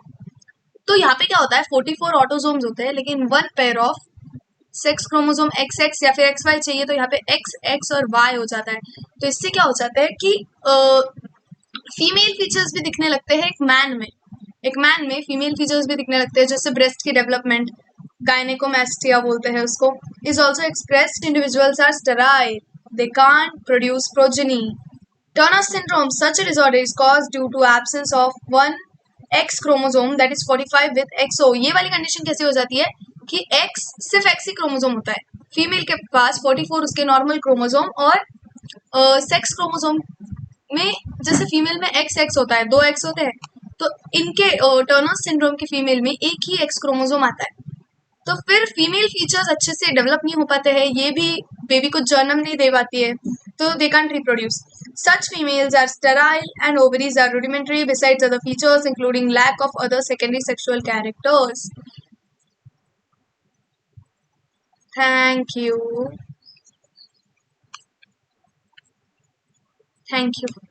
बहुत बड़ा था chapter लेकिन हो गया.